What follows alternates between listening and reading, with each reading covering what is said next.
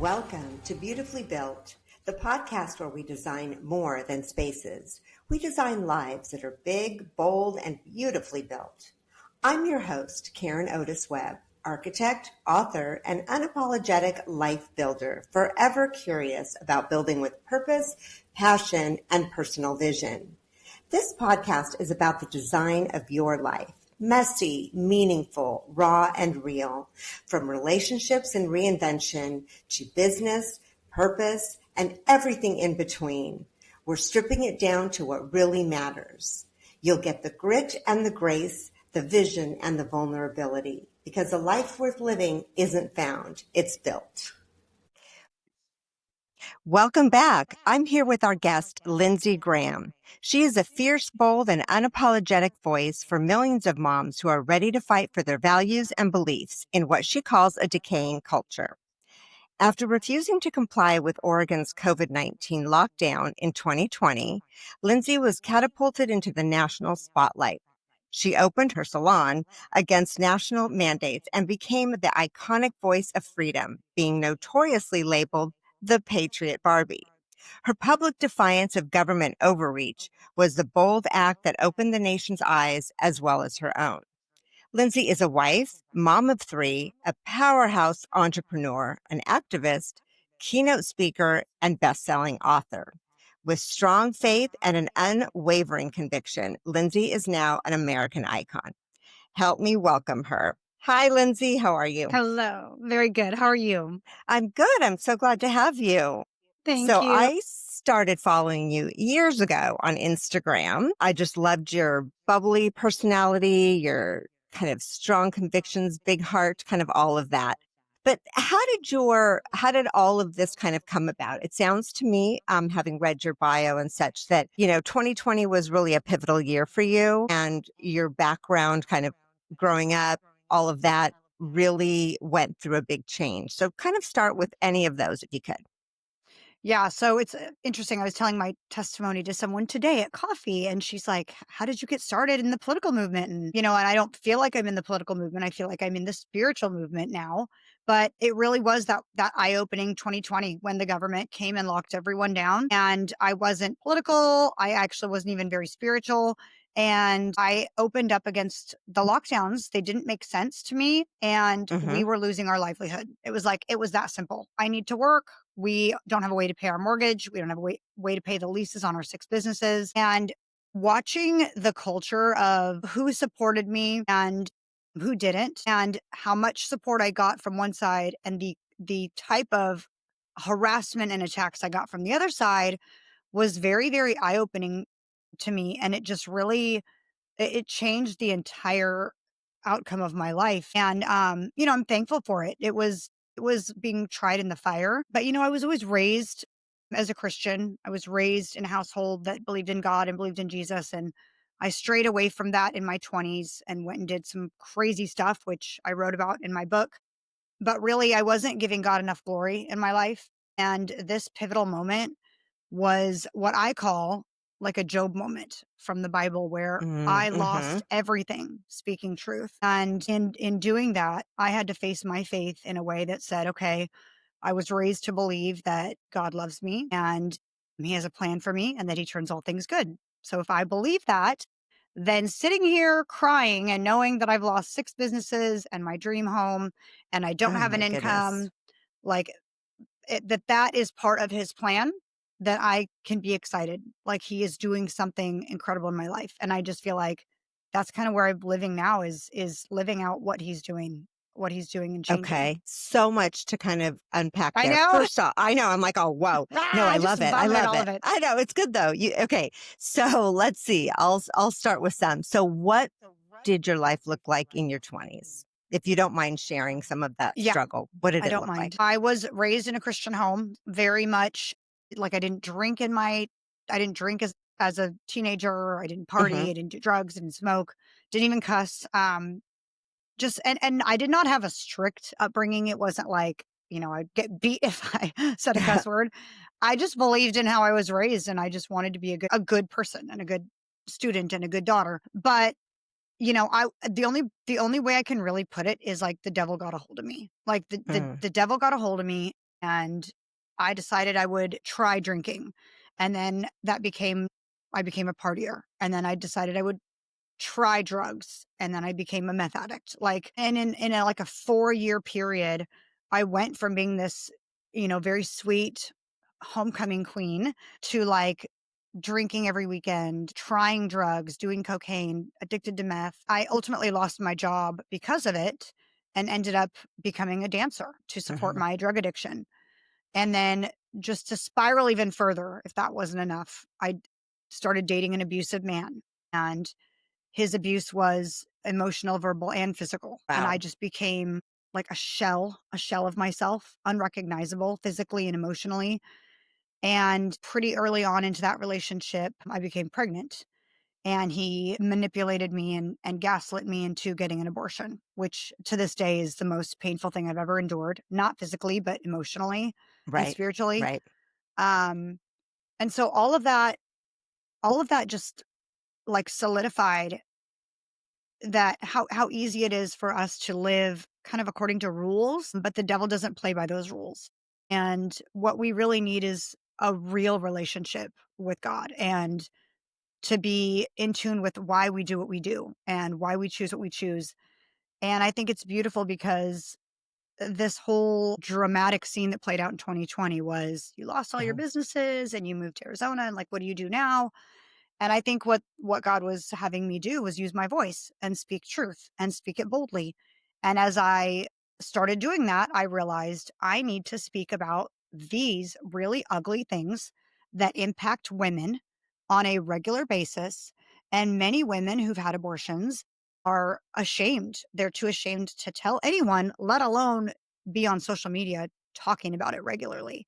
Well, for me, because I felt like the Lord set me free and he forgave me and I forgave myself after many, many years, I was going to use my experience and my testimony to glorify him. And so that is again more bleh, vomit. That is No, it's good. what my 20s look like and why I'm so bold now about all of this really ugly stuff and why I'm okay with talking about it. So, how did your family respond to you being, kind of going down such a dark, dark place between the drugs, dancing, all of that stuff? How did they respond? I was really good at keeping all of that a secret I see. because I didn't want to burst the bubble of like what an incredible, perfect, innocent person, daughter that I was. I know that my dad had his suspicions of like something's kind of going on with her, but I'm a rock. You couldn't get it out of me. I would have lied through my teeth. Right. No one wants to look at their dad and say, I'm a stripper, or I'm Yeah. addicted to meth now. So I also have to believe a little bit that they kind of knew maybe like whatever it is, this is just a phase and she'll be back. And of course I came back around to, normalcy, if you will. But I think the biggest thing was that I was really good at hiding it. Yeah, because that's gotta be like even added pressure, right? Because Hmm. you're trying to keep that image so intact, and you've got to watch your step, you got to remember your lies, Oh, Yep. okay. Yep. So I'm sure everything, your soul, your mind, everything was really battling. And so at that point, was that when 2020 happened then or much later? How did you leave that abusive relationship? How did you kind of pull yourself out of the depths there of that kind of darkness? Yes. Yeah. So little by little, during that relationship, which carried on for 3 years, I actually attempted suicide even because I was so ashamed of my abortion. And Hmm. he was still abusing me. And now he was abusing me even worse because of what I had done. And I don't recall at what point I was freed from him or what the kind of final straw was. I do know that I had a new job at a coffee shop. So this was around 2002 or 2003. Hmm. Um, I had a new job at a coffee shop. I was still on drugs and I heard the Lord, not Hmm. tangibly, but I just heard a Right. spirit say, you're done. And I was like, no, no, no, no, no. I'm still like, I'm just getting Yeah. started. Like, this is what I do, Right. And he just said, "You're done." And I flushed methamphetamine down the sink and I never used again. And that was, I think, the first step was getting my mind Wow. clear. Yep. And my body clear of any kind of interference with my relationship with God. And then slowly other things started repairing. I went back to a church, an evangelical church that had really great beliefs and a really good support system. I distinctly remember a night of prayer where I got on my knees all by myself and I gave my baby to the Lord and said, please forgive me and please help me forgive myself. And then after that, I was able to break free from the relationship. I got back on my feet. And Hmm. then around that time, I went to hair school, and that's when I started my career as a salon owner as well. Okay. Wow. What a turnaround. I mean, such a Mhm. decisive moment, you know, Yeah. where usually it takes people a while to get there. You know, Mhm. they struggle with it. Okay. So then you're now working and you kind of started to get your life back together, right? Yeah. Yep. Okay. So first off, let's just kind of with that for a moment. If there are people out there listening to this that feel like they're kind of struggling from some of those depths, what would you say to them? You know, because they might hear it and go, well, that's great that you did it, but I can't. I'm so addicted or and especially when you're in that and you have that kind of victim mentality, it's like everybody else's fault and they don't feel the need to dig deep and pull themselves out. They Mhm. feel like the world needs to pull them out because the world put them in there. Right. What do you say to those people to give them that kind of push or strength? I would say, first of all, I mean, a sense of humility. I never blamed anyone for my drug addiction. I didn't blame the attorney that flew me to Vegas on his private jet. I didn't blame the strippers that gave me the drugs. I didn't blame my abusive ex for my abortion. I mean, I took responsibility for like my weakness in allowing him to manipulate me. Everything I did was my own choice. It was my choice. It was wrong. And so when you are able to step back from that victim mentality, and I don't have a victim mentality ever, you recognize you put yourself there. Nobody put you there. You made choices, and you can continue to make those choices, and you can look at your life in 5 years, 10 years, 15 years, and you can project where you're going to be based on your own choices. And that is really like, I have to give God all the glory for freeing me from my addiction because he said, "You're done." Hmm. And in his power and his will, I chose to be done because he guided me. But I also have to recognize during that time, I remember looking at my own life, very skinny from drug use, Hmm. had alienated a ton of friends, had nothing to show for a career, 23 years old and going, okay, like, is this really who I am? I mean, in 5 years, am I gonna be married if I'm a meth addict? Like, Right, am I gonna have right, children if I'm on drugs? Am I worthy of and, my worth is not in a man, but I wanted to get married and have children. Am I worth that? No, like, I'm not. I chose to be right. a girl with a coffee shop job, no college education, uh, spending my money on drugs, and in a bad place emotionally. I was not fit for the life that I wanted. So I had to choose for myself. What are the choices? I made the bad choices. Great. They're done. Like, that's done. I now have to choose for myself what the next choice is going to be, and the next Hmm. choice and the next Hmm. choice. And that is when Right. I chose, I will not go back to meth. Of course, quitting meth is one of the hardest things people can do. By the grace of God, I quit cold turkey. I never used again, not once. Yeah, that is amazing to me Like, from what I hear. Like, yeah. yeah, like usually people like, takes a while. They need like kind of a village to help them get to that Hmm. or an intervention or a Yep. program. Yeah. And then even then they sometimes slip. So that's definitely a testament to, to where your beliefs landed and how Hmm. deeply you felt God in your life telling you enough. That's incredible. Yeah. So, being able to take responsibility for getting myself into the situation I was, and then looking forward to where I wanted to be in 5 to 10 years, what life I wanted to live, whatever that looked like. For most people, it is not going to be, I quit cold turkey or, I got out of the abusive Right. relationship. I walked. It's not always that easy, but you do get to choose if you're going to do it, no matter how hard it is. That is your personal acceptance of, I made choices to get to where I am. Now I can make choices to get out of where I am. Right. That's great. I like that. And it's sort of like one good choice at a time, I guess, right? Yeah, To one get small step. one good choice at a time to get yourself out of that.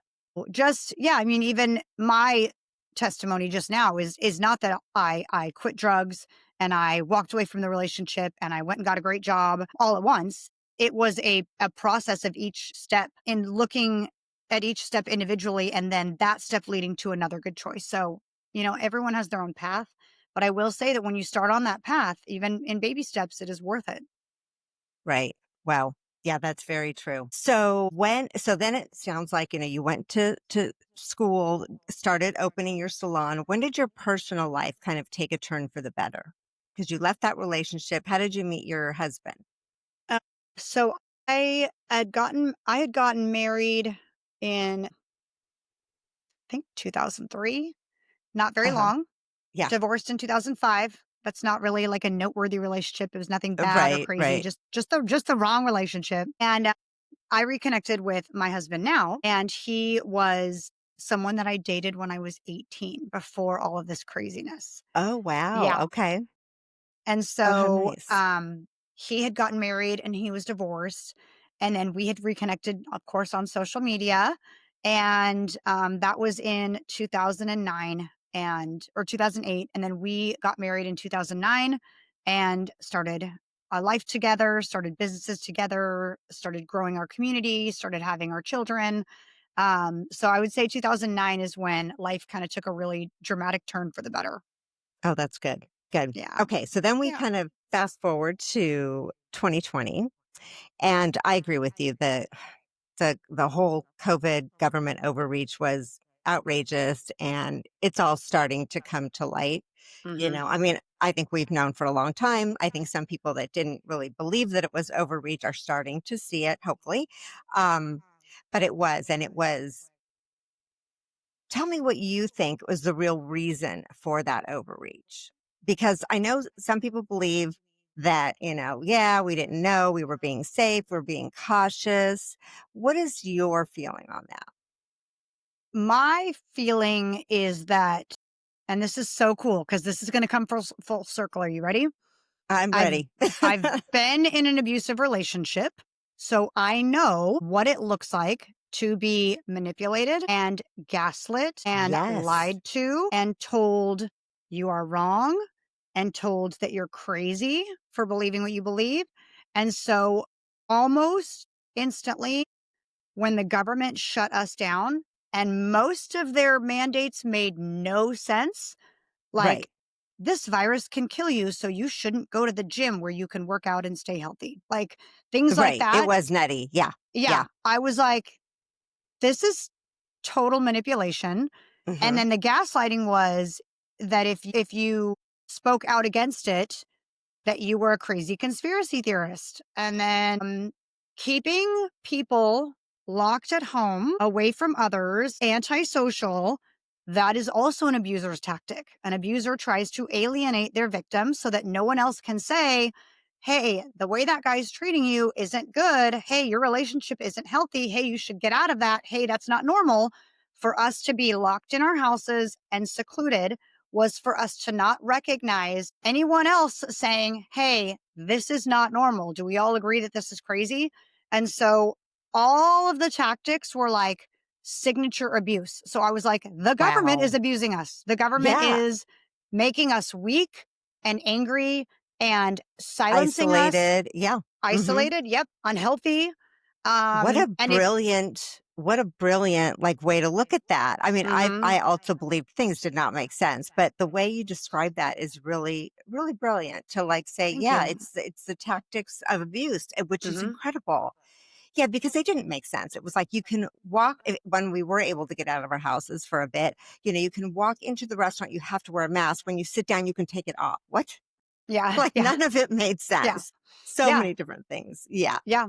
And and I don't think I would have recognized that on my own as a person who wasn't political unless I had been through my relationship. So I'm like, this is one of those situations where when the Bible says God works all things for good, like he took an abusive relationship and he gave me that clarity so that when Yeah. COVID came around, I was able to go, this isn't right. Where I otherwise might have been like, whatever, the government knows best, like who Right. knows how I might Right. have reacted.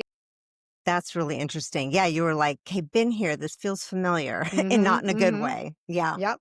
Yep. So, what kind of, I know many of us that didn't get the vaccine, or myself and my husband included, people started just thinking we were the worst people in the world, right? And Mm. I'm sure you were kind of, especially because your story about opening the salon was kind of thrown into the media, et cetera. What kind of hate and what did you get? How did you handle that? Because social media definitely has that ability to just tear people down. Oh yeah. I got really, really dark, devastating, like life-changing hate. Really? Oh, I have said multiple times, yeah, that if it were anybody else, they probably would have committed suicide. I had oh my. so much hate mail coming in. So at the time, I had 6 businesses, right? Every single business had an email, a phone number, an address, an Instagram, a Facebook, and a Yelp and a Google page, right? You have Okay. presence on the internet. Yeah. Hmm. The cancel culture was calling, emailing, putting negative Yelp reviews, putting negative Google reviews, messaging us on Instagram, messaging us on Facebook, commenting on Instagram and commenting on Facebook. Vile, vile, hateful, like, I hope you die. I hope your kids get COVID and die. You should just kill Oh, yourself. You're a murderer. I mean, on 6 businesses times 7 platforms. So oh like my 42 goodness. different platforms per day, per Per minute. day. Yeah. I was getting hate mail, phone calls, emails.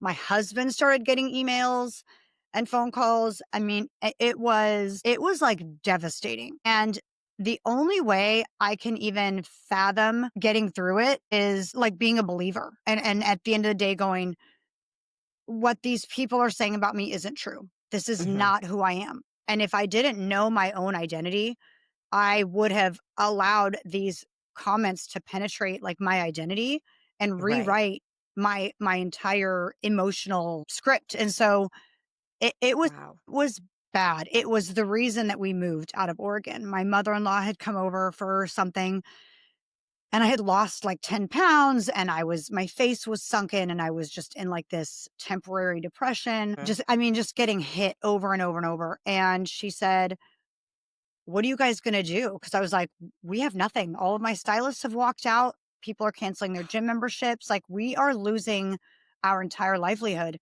And she was getting ready to move to Arizona. And she said, maybe you guys should move to Arizona. And I just kind of looked at her and I was like, yep, we're going to. Like, Yeah. it's over. It is over. I mean, I was defeated, Yeah. but praise God, like he had a plan for that too. I was totally Hmm. supposed to leave Oregon. Yeah. Yeah. Wow. Yeah. It was a horrible time. It's interesting because a lot of people that get that kind of hate, et cetera, will just crumble with it. So it's amazing that you were able to kind of pull through that. And then at some point, even though I know you've always kind of been spiritually, and kind of promoting a spiritual awareness, at what point did you realize, wow, I'm in this kind of political arena now? Didn't Hmm. know if I wanted to be, but I am. Yeah. What was that like? Because to me, it Um, sounds like, oh my God, that sounds like, I'd rather get a root canal with no anesthesia than get into politics. But go ahead, yeah, tell me about it. I love that.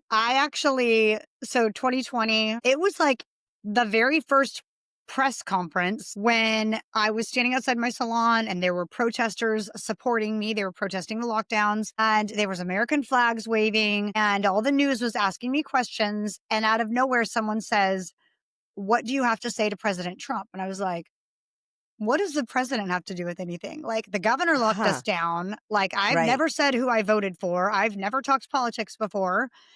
And it was like my attorney was behind me and he goes, just say hi, just say hi, just say hi. And I didn't. I didn't. Said, I would like to tell President Trump that I would love for him to support me the way I supported him and voted for him. And my attorney's like, no. But I was like, I don't understand. Like who I voted for is a big deal. Like you voted for somebody and I don't really care who you voted for. This is who I voted for. And like, that was it. They were like, she's a Trumpster. She's a far right wing extremist. And I was like, what? I I know. voted And for Trump because he's a businessman. Like, and I'm a business person. same. That's it. Yep. Yeah. Absolutely. But yeah, it was like you couldn't even say that. Mm-mm. We originally lived in California, then we moved to Arizona, mostly because it was just a political nightmare there. Yeah. But yeah, you couldn't, my husband was loud and proud about it. He didn't care. He's Yeah. a Yeah. Marine and he's like, you got a problem with it? But I was like, Yeah. I'm Good for not him. mentioning this to my clients Yeah. because you just didn't know. It was, yeah, you were really kind of called out on it. And Hmm. yeah, Yeah. it So was crazy. that was the moment. So as soon as they found out that I voted for Trump, it was over. And I didn't own a MAGA hat. I didn't have a Trump bump. I couldn't any of this stuff. I went on Amazon and I bought a MAGA hat. I was like, all right, if I'm going to be like a far right wing extremist, like, let's do this. So I bought a MAGA hat. And Right. that's when I took a photo, a selfie, the first ever, like wearing a MAGA hat, and posted it on my Facebook. Because by then, too, like, mind you, by then, everyone on the left was literally attacking me and threatening my life. And everyone on the right was like, you're a hero. You're so brave. And I was like, I'm going over here with these guys. Like, I was already, Right. like, I guess kind of on this side, but now I'm definitely on this side. You guys are crazy. So I posted my picture of my MAGA hat and they took that picture. Whoever this strange person is, I owe them a huge thank you.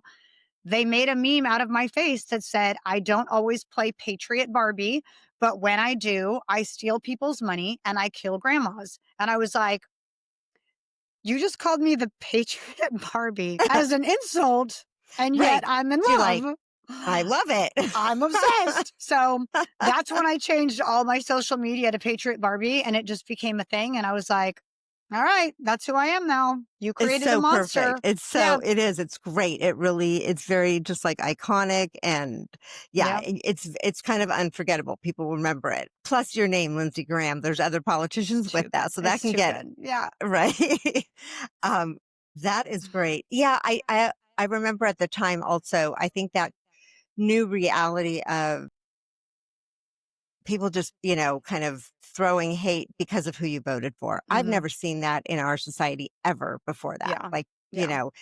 decades and decades of voting and nobody cared. Nobody really even spoke about it. But even if they did, you're like, okay, whatever. Yeah. Yeah. Yeah. But And there I can have is a a lot. polite conversation about, I Exactly. disagree with them taxing blah, blah, blah. And you're like, oh, well, I think that they should because of this. And you're like, okay.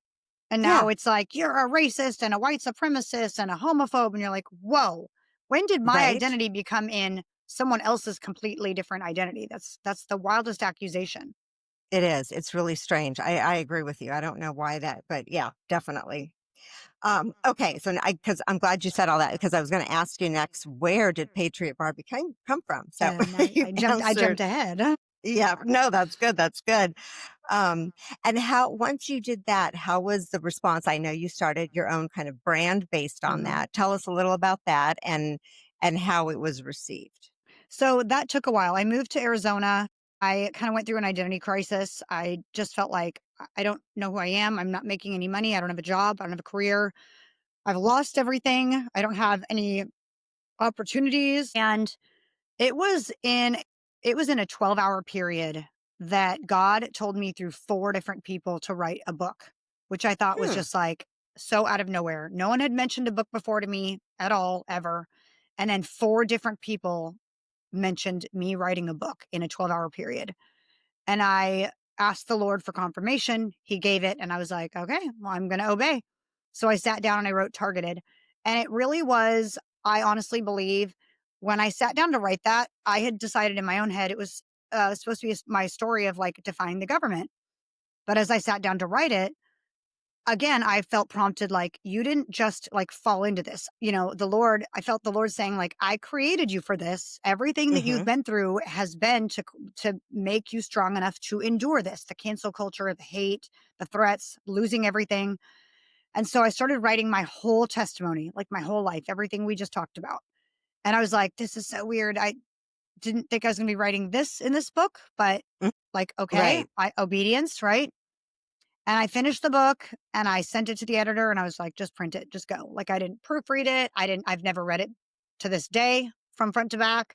Really? Oh, how funny. Nope. But in writing that book, I think it was less about publishing a book and more about me sitting there and writing out and recognizing like the Lord has prepared me for this battle. This is my next chapter in life. This was the plan the whole time. He took this all away from me so that I would fall into this purpose.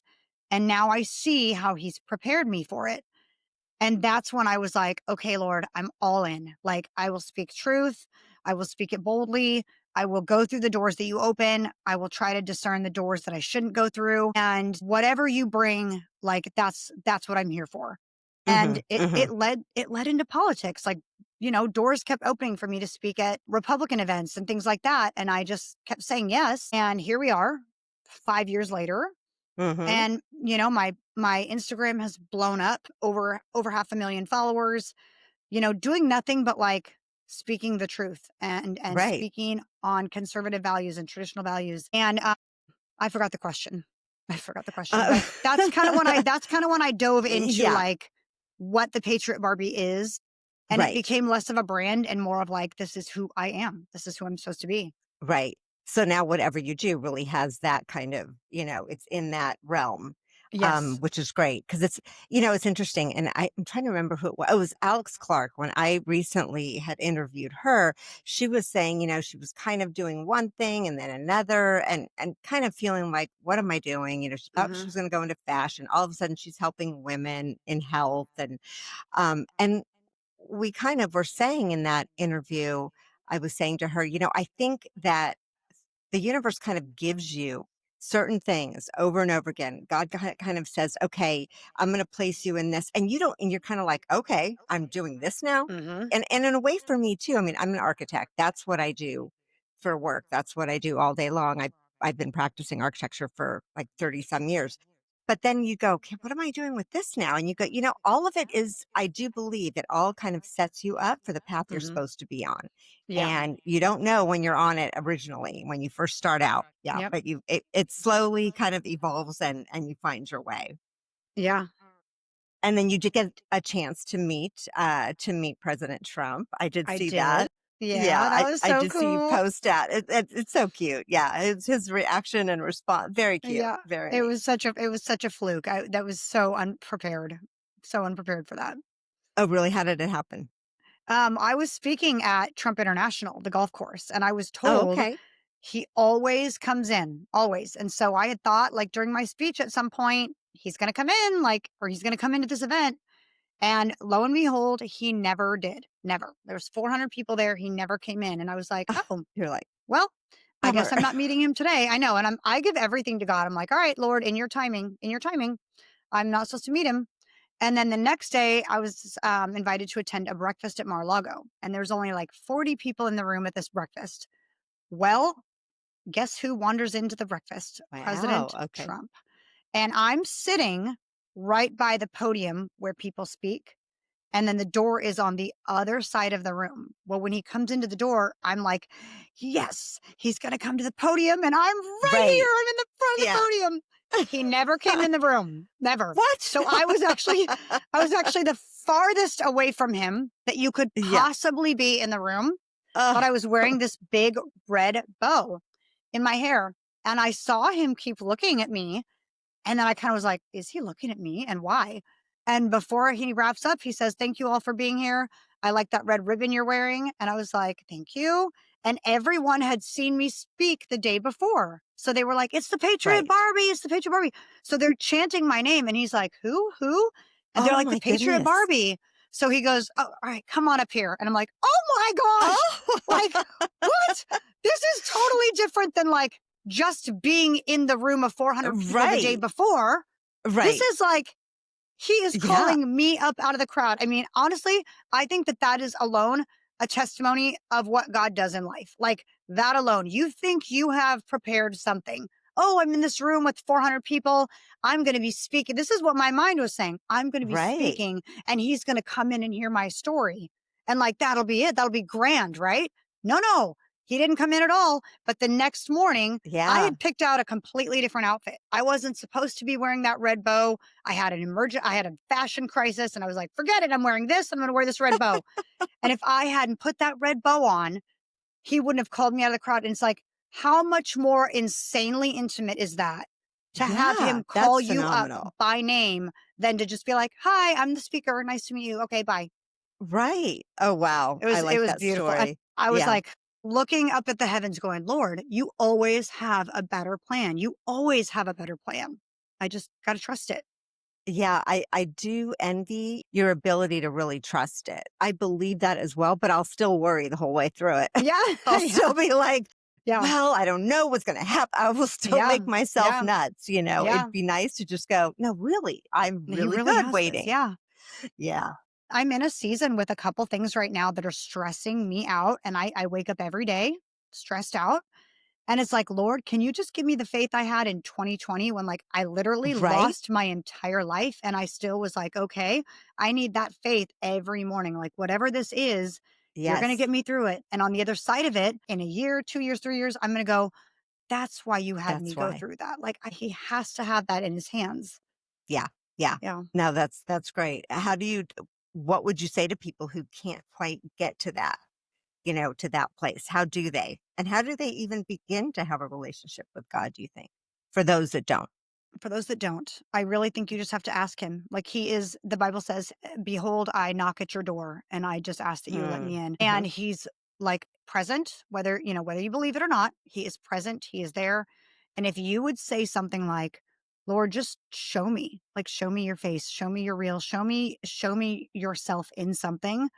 It's not going to look like everybody else's story, but I bet if you're actually wanting to see him work in your life and recognize his presence, he will show you in a way that is clear to you because he Mm-hmm. knows us so intimately. He knows. I'm like, I'll tell you, when I told you that 4 people told me to write a book, Yeah. it's in my book, him telling Yeah. me to write the book, but it was a book that my aunt had given me. And I was reading the book, and it was a Christian music artist. And at the end of every chapter, I kept saying, gosh, Lord, would you show me what you're doing in my life? Like this guy he's seeing you work in his life. I would love to see that. And I read the whole book. And at the very end, my aunt had written, I thought that this book might inspire you to tell your own story. And I was like, this gift came with like Wow. strings. She wanted me to write a book. So Yeah. Yeah. that was number 1. I was on my way to Oregon to do some clients. I was flying back and forth to Oregon to do hair still. The second girl that sat in my chair, I hadn't seen her in 6 years. She suddenly decided to get her hair done after 6 years. And she says to me, I say, "What are you up to?" She tells me, and then she goes, "Oh, and I'm writing a book. Have you ever written a book?" And I'm like, "No." And then, Right. yeah. And then I checked my email a couple hours later, and my PR agent at the time had written a press release about me moving to Arizona. And she had written at the end, stay tuned for some exciting news. And so I called her and I'm like, what's this exciting news? And she About goes, me. yeah. And she goes, okay, I just put that in there because I was thinking that maybe at some point you might write a book and we could release the book. And I'm like, oh my gosh. So that was 3 people in like Wow. Yeah. six Yeah. hours, right? So listen to this. I tell the Lord, I need one more. I know, Lord, I know that you gave me, I know this is you, but you know me and you know that I need to know. I need one more. And my assistant is laughing at me. She's like, it's clear, Lindsay. It's so clear. I go, but he hears me and he knows I need one more. And I know that he's the God that knows me well enough to know that I will insist and he will do it because he knows what I'm Yeah. asking is for one And more what you need. Yeah. and Hmm. what I need. And I sure as heck get done with all my clients that day. I go back to my friend's house that I'm staying with. I open my phone, I look at my messenger, and there is someone that has been supporting me through all of this. It's a stranger in another state. His name is Rich. And he's like, I'm always praying for your family and praying for your husband. I'm so proud of you for fighting. And sure enough, this guy, Rich, says, hey, I hope you're doing well. I just wanted to pop in and say that I've just been praying for you. And I feel like that you should do something with your story, like a podcast or maybe you should write a book. And I was like, Oh my gosh. That's insane. the God of the universe Wow. heard me. He knew what Yeah. I needed. He spoke to someone else that believed in him. And that Hmm. person felt prompted to message me. And they didn't even know that That they they were were working on prompted. his behalf, that they were, yeah. Exactly. I always believe those things because Mhm. I don't believe in just coincidences. These things Yep. happen. Yeah, it's just the timing and to have Hmm. those 4 things happen like in a day. Yeah. That's crazy. That's Yeah, and crazy. so I love that. people need to know too, like, you can't say, "All right, Lord, if you're real, I want to win the lottery. If you're real, I want an orange car to drive by right now." Like, did the Lord, account for an orange car, someone in an orange getting in an orange car and driving by you? It Right. has to be realistic. He is the God of miracles, but like, okay, Lord, you know that I love so and so, and prompt a conversation with so and so, or put me on so and so's heart to reach out or something, and then give Right. it Right. time. But he hears you, and if you're not asking for something ridiculous, if you're just actually being vague and saying, "Show me in your own way." In a way that I will interpret, because you know my whole life and every hair on my head and everything I've been through. Right. You show me in a way that you know that I'll trust, and he will I absolutely. love that. That's great. That's great. And what do you think this whole journey you've been on? So two questions. One is, what do you see kind of the next steps in your life? And the second one is, what have you learned about yourself throughout all this? Because I'm sure a lot of it's been very, very trying, not only to you, but your family, kind of everything. Yeah. Share on those things if you could. So the next steps, I love this question because the answer is I don't know. Like, I'm literally Mm-hmm. still in the Lord's Okay. hands. I'm still waiting to see what he's doing. I have a fashion brand that I started, which right now is kind of a very main focus for me. And it's being blessed. Like, in Texas, I'm being welcomed with open arms. Things are moving and happening. And in that brand, I glorify him. I speak on pro life. I want to minister to women. I want to use it for ministry. And so I think that that is going to be a huge part of my life. Mhm. But I don't know what else he's doing. So it's like, the doors are always still open. And in this journey, what I've learned about myself is that, like, how intimately he knows me, and Mhm. how uh, humble I can be to admit, like, my own faults and see myself through his eyes. Because when I went through that identity crisis moving from Oregon to Arizona, I had to, like, kind of recognize, like, my identity is not in the salon. It's not in being a boss babe. It's not Yeah. in being a Okay. pillar of the community. It's not in being a Republican. It's not in being a Trumpster. It is in, like, who God says I am. And I am Hmm. trying to, like, look at myself through a fresh lens of, even with all my flaws and mistakes and losing faith again in him while I go through trials, and, like, he still is in control. And I've even been really open about, like, a body dysmorphia. Like, I don't know if you've seen images from 2020, but I used to have, like, humongous lips. Like, I just kept getting lip filler. I was like, Oh, okay. Yeah, I don't know if "You I mean, I must have, but I don't you gotta recall. go look." Hmm. And just messing with my face all the time, and, like, it was literally, like, almost like a demonic presence of, like, "You're always ugly." Like, I would look in the mirror and I would see something I wanted to fix, and I would try to fix it, and then it would create a new Right. problem, and then I'd try to fix that, and I'm like, "Okay, Lord, just let me look at my in the mirror and see what you see. Like, beauty in who you created me to Yes. be, not in the alterations, not in fixing what maybe doesn't need fixed." And Right. so this whole thing has just been this beautiful journey of, like, learning to love myself inside and out in how he sees me, and trying to, like, see myself through his eyes. Right. Interesting, because it's sort of like seeing that and just a sense of, like, acceptance, I think, Mhm. Yeah. which gives you a sense of peace, I think. Because Yes. Yeah. when either you're not forgiving yourself or you're not accepting yourself, that's turmoil inside, Mhm. you know? It is. Yeah. Yeah, that's great to know. I love that. Yeah, so fantastic. For those people that really want to reach out to you, share with them they can certainly get your book, right? It's on Mhm. Amazon. Yep. But Okay. and it's on Or on your website it's or on my website, thepatriotbarbie.com. okay. And then, best place to follow me, I'm the most active, is on Instagram at the.patriot.barbie. And yeah, my book, my brands, all of that is on my website. Okay. And I do remember the big controversy, just one thing, because I had forgotten to ask you about this. Oh gosh, how long was it? A couple of years now. It was definitely after COVID, but with the whole Target and the bathing suits. Oh yeah. Share some of that if you could, if we have a few more minutes. That was Target and the Pride Month. So I had gone Yes. into Target, and right in front of the front door was this huge Pride display. And it wasn't just rainbows, it was like naked people on t-shirts, and it was the queer calendar and the queer this and the gay candle and the this. And I'm Mm-hmm. like, Mm-hmm.